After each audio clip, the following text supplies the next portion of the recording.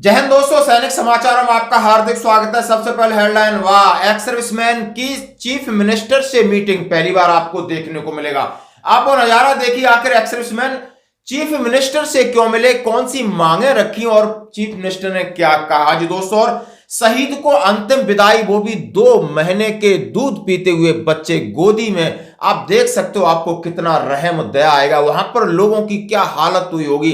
ये होता है ये इस तरीके का एक आप मंजर देखते हो तो आप सोचिए कि आखिर कैसा कैसा लग रहा होगा। और बात करूंगा पीसीडी अधिकारियों से, यदि आप आर्मी के हैं, एयरफोर्स के, नेवी, तो कौन सा अधिकारी इंचार्ज है, सीधे बात करें, सीधी समस्या रखें, व्हाट्सएप करें, मैसेज करें, दोस्तों कॉल करें, बिल्कुल। और मैं बात करूंगा बॉर्डर पर झगड़ा, बाल बाल बच्चे, बड़ा हादसा आप देख सकते हो। मैं पूरा वीडियो दिखाने शायद ना सकता हूं, लेकिन आपको बातचीत से पता चल जाएगा कि सेना का धैर्य काम करेगा, नहीं बहुत बड़ी बात हो सकती। तो और बात करूंगा फौजी के दम पर बने चीफ मिनिस्टर, अब देखो इनका ठाट ठाट देखना होगा, आखिर कौन है जो फौजी के सहारे चीफ मिनिस्टर बना। हाँ जी दोस्तों, मैं बात करूंगा, सबसे पहले मैं आपको वीडियो दिखा रहा हूं। ये एक्स सर्विसमैन है कर्नाटक के दोस्तों, और कर्नाटक का एक्स सर्विसमैन ग्रुप है, वहां से इन्होंने हमसे सीधे मुलाकात बात किया। उन्होंने कहा कि हमारी बहुत सारी मांगे थी, हमारी मांगे ये थी सैनिकों के लिए कि शहीद और सैनिकों का सम्मान हो, शहीद स्मारक हो,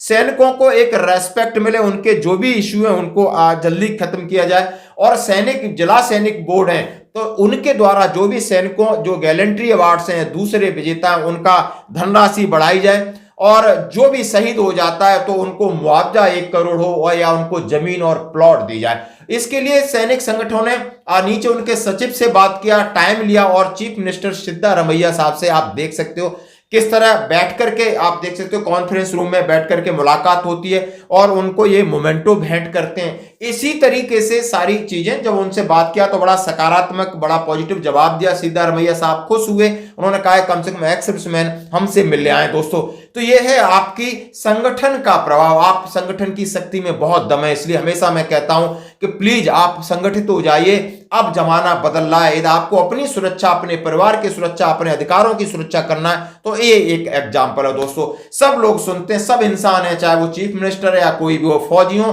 फौजी की लगभग लोग मन में कहीं न कहीं रेस्पेक्ट रहती है। और मैं बात करूंगा दूसरी खबर, शहीद को अंतिम विदाई। हाँ जी दोस्तों, और ये छोटा सा बच्चा जो दंते अवाड़ा में इंसिडेंट हुआ था, सुदर्शन व्यक्ति शहीद हो गए थे, उनका 2 महीने के बच्चे से अंतिम क्रिया कराई गई।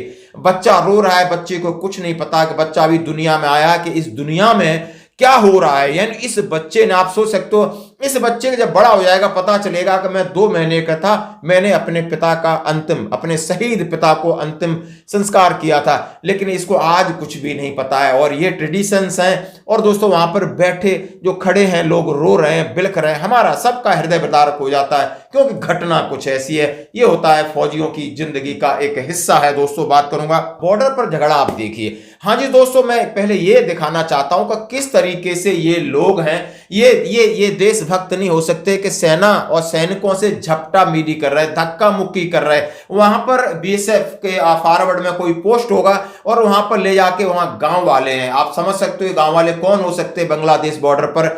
कई लोगों को शायद बुरा लगेगा, लेकिन इनका जो तरीका है ये बिल्कुल बर्दाश्त नहीं है। ऐसा तरीका है, आप एक देशभक्त नागरिक हो सकते हो, देशभक्त सैनिक हो सकते हो, लेकिन ये तरीका बर्दाश्त नहीं है। ये तो बड़ा हादसा हो सकता था, थोड़ी चूक हो गई, ये तो वो चाहता, दिमाग ठसक जाता तो एक चीज दब जाती ना, तो बहुत सारी चीजें बिछ जाती नीचे। ये सामने खड़े नहीं होते जो लुंगी उठा के घूम रहे हैं, ये नीचे लेटे होते। लेकिन फौजी हैं, हमें ये सिखाया गया है कि अपने लोगों का लास्ट तक सम्मान करना, धैर्य रखना है, और धैर्य की परीक्षा में शायद ये फौजी पास हो गए। और बांग्लादेशी अखबार इनको गलत तरीके से प्रेडिक्ट कर रहा है। मैं उन्हें चेतावनी दे रहा हूं कि इस तरीके से अंगुली बहुत तुम कर रहे हो, तुम्हारा लग रहा है समय आ गया है, और सेना सबक जरूर सिखाएगी। और आपका जो पिछवाड़ा वह भारी हो रहा है और ज्यादा मुंह खोल रहा है, ये थोड़ा सब्र करिए, सब्र करिए, सब्र करिए, आपको जरूर जवाब मिलेगा। दोस्तों, मैं बात करूंगा आखिर PCDA has been implemented a new system of resolution of SPERS problem through WhatsApp message and separately for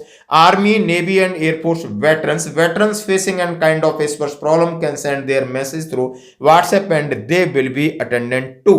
यानी PCDA की नई पहल है कि आप WhatsApp मैसेज और कॉल से अपनी समस्याओं को रख सकते हो। इसके लिए आर्मी, नेवी, एयरफोर्स के लिए अलग अलग हेल्पलाइन नंबर है।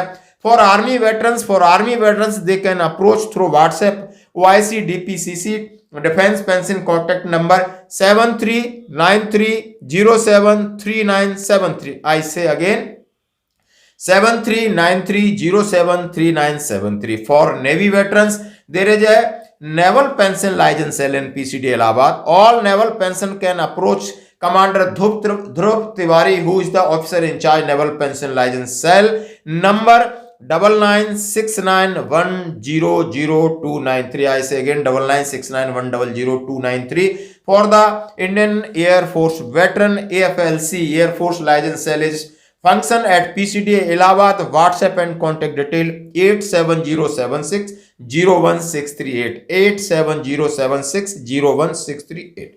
अब मैं बात करूंगा धुरंधर मुख्यमंत्री की। मैं क्यों कह रहा हूं कि फौजी के दम पर बने सीएम। हाजी दोस्तों, फौजी अन्ना हजारे, फौज का सिपाही अन्ना हजारे, समाज सेवक अन्ना हजारे, देशभक्त अन्ना हजारे, बिल्कुल अविवाहित मंदिर में रह करके अपना जीवन गुजारा और आप लोकपाल बिल को लेकर के दिल्ली में अनशन किया था और एक शख्स वहां से पैदा हुआ था और उसका नाम केजरीवाल जी है। केजरीवाल जी खुद कह रहे हैं कि यदि बाई दबे यदि मैं राजनीति में आया, पहले उन्होंने कहा है, और राजनीति में मुझे कोई पद मिला और तो मैं इस तरीके से सेवा करूंगा कि मैं सरकारी चीजों का उपयोग नहीं करूंगा। लेकिन भगवान ने ऐसा चाह के उन्हें मुख्यमंत्री बना दिया। अब मुख्यमंत्री बना दिया, वो कह रहे हैं कि 2 कमरे के मकान में रहूंगा, एक में ऑफिस एक में रहूंगा, ऑटो से आया जाया करूंगा, हवाई चप्पल पहनूंगा और बिल्कुल बिल्कुल सिंपल तरीके से रहेंगे। वो जनता का पैसा जनता की सेवा में लगाऊंगा और टोपी लगा करके उन्होंने ये वादा किया। अब वो वादा आप देखिए, अब उनका ये देखिए, आप शीश महल देखिए, आप ये शीश महल है, भारतीय जनता पार्टी दिखा रही है, हम नहीं कह रहे। अब ये शीश महल है, यहां पर एसी लगे हैं और कितने एकड़ में घर है। तो ये है नेता की कथनियों करनी। नेता बनना यानी क्या बनना, आप समझ सकते हो, कुछ नहीं कह सकते। इनसे किसी प्रकार की उम्मीद, ये हमारा व्यक्तिगत किसी पार्टी से और किससे कोई लेना देना नहीं, जिसका जैसा आता है हम सामने बोलते हैं। लेकिन हम इंसान को बोलते हैं कि भाई इनसे बच के रहना, कि इन लोगों की कथनी करनी में क्या अंतर है, इन पर भरोसा कर सकते हो। तो ये है हमारे देश के महान सेवक, सबसे बड़े देशभक्त, सच्चे सेवक, त्यागी महापुरुष लोग हैं ये, जो बिल्कुल के आप लोगों की सेवा के लिए तत्पर है। धन्यवाद दोस्तों। ಶೂ ಅಂದ ತಕ್ಷಣ ಎಲ್ಲ ಒಂದೇ ಸಲ ಚಕ್ಕಂತ ಶುರು ಕೊಡೋದು, ಚುಪ್ಚಾಪ್ ಕುತ್ಕೊಂಡ್ಬಿಟ್ಟು ಇಂಟ್ರಡಕ್ಷನ್ ಒಬ್ಬರು ಮಾಡಿದರೆ ನನಗಿಷ್ಟ ಆಗಲ್ಲ ಅಂತ ಅನ್ಸುತ್ತೆ ನನಗೆ ಗೊತ್ತಿರೋ ಪ್ರಕಾರ. ಸೀಕ್ವೆನ್ಸ್ ಏನು ಕೂರಿಸ್ತಾರೆ ಈಗ ಅವರು, ಸುವರ್ಣ ರೆಸ್ಪಾನ್ಸಿಬಲ್,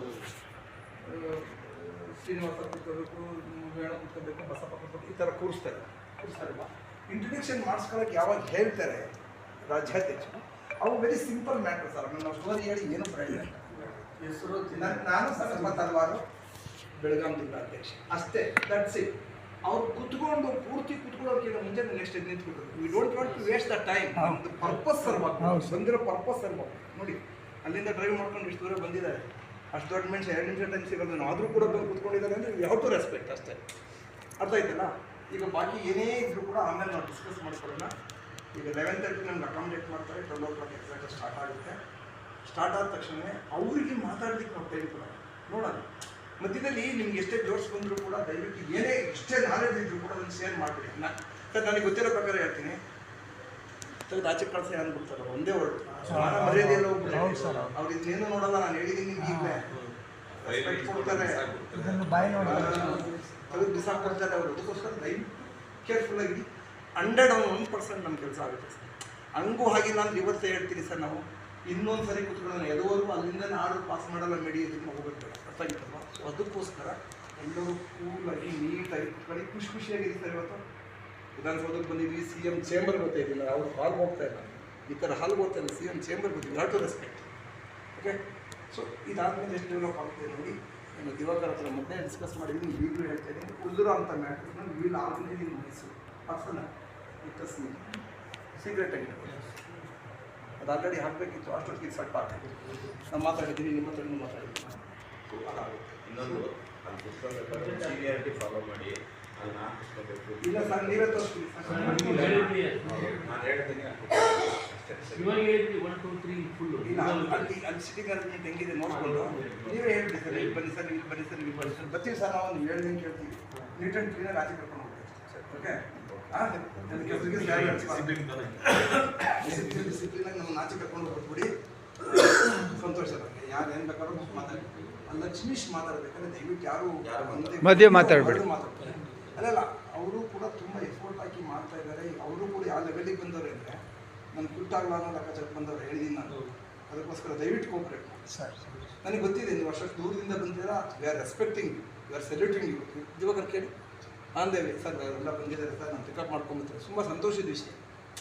ಅರ್ಥ ಆಗಿಲ್ಲ ಸರ್. ಸುಮ್ಮನೆ ದಿಸ್ ಇಸ್ ದ ವೇ ಅಷ್ಟೇ. ನಾವು ಒಂದು ಆಗ್ಬಿಟ್ಟಿದ್ದೀವಿ ಹತ್ರ. ಇನ್ನೂ ಒಂದಾಗಲು ಇಲ್ಲದೆ ನಮಗೆ ಬರ್ತಾರೆ ನೋಡಿ, ಆಟೋಮೆಟಿಕಲಿ ಬರ್ತಾರೆ. ಅದನ್ನು ಜಾಸ್ತಿ ಹೇಳ್ಕೊಡೋದು ಬೇಡ ಅಷ್ಟೇ. ಹಾಗೆ